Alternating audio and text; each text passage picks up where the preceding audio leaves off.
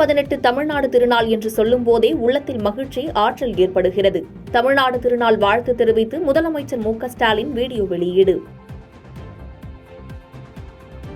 காவிரியில் தமிழக எல்லையான பிலிகுண்டுலுவுக்கு நீர்வரத்து 33,000 கன அடியாக உயர்வு.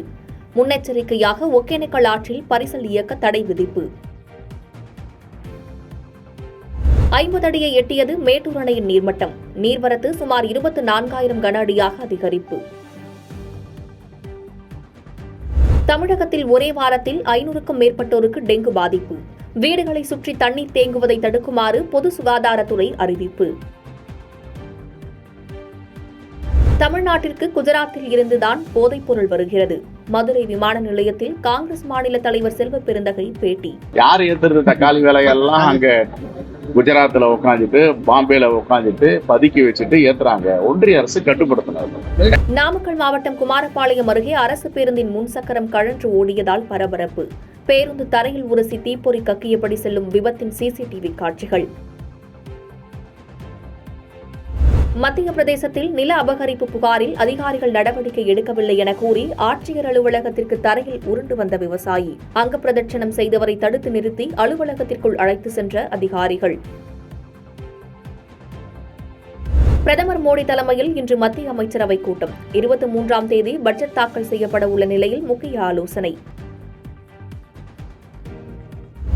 புதிய குற்றவியல் சட்டங்களை ஆய்வு செய்ய குழு அமைத்தார் மேற்குவங்க முதலமைச்சர் மம்தா பானர்ஜி. ஆய்வு செய்வதன் நோக்கம் என்ன என்று உடனடியாக அறிக்கை அளிக்குமாறு அரசுக்கு ஆளுநர் ஆனந்த் போஸ் உத்தரவு. மகாராஷ்டிரா, சத்தீஸ்கர் மாநிலங்களின் எல்லையில் 12 நக்சலைட்டுகள் சுட்டுக் கொலை. 6 மணி நேரம் நீடித்த சண்டையில் பாதுகாப்பு படையினர் 2 காயம்.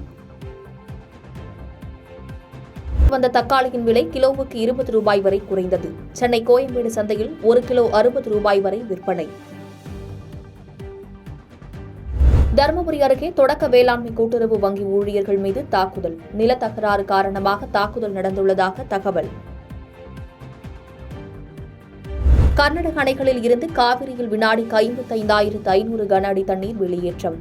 நீர்வரத்து அதிகரித்ததால் மேட்டூர் அணையின் நீர்மட்டம் 50 அடியாக அதிகரிப்பு. குற்றால அருவிகளில் 3 நாட்களுக்கு பிறகு வெள்ளப்பெருக்கு குறைந்தது. அனைத்து அருவிகளிலும் குளிக்க அனுமதிக்கப்பட்டுள்ளதால் சுற்றுலா பயணிகள் மகிழ்ச்சி. காசாவில் உடனடியாக போர் நிறுத்தம் செய்ய ஐநாவில் இந்தியா வலியுறுத்தல். எஞ்சிய துணை கைதிகளை விடுவிக்குமாறு ஹமாஸ் இயக்கத்தினருக்கு கோரிக்கை. பாதகம் செய்பவரை கண்டால் நாம் பயங்கொள்ளலாகாது பாப்பா. மோதி மிதித்து விடு பாப்பா, அவர் முகத்தில் உமிழ்ந்து விடு பாப்பா. அண்மை செய்திகளை உடனுக்குடன் தெரிந்து கொள்ள இணைந்திருங்கள் இயம்நாடு தொலைக்காட்சியுடன்.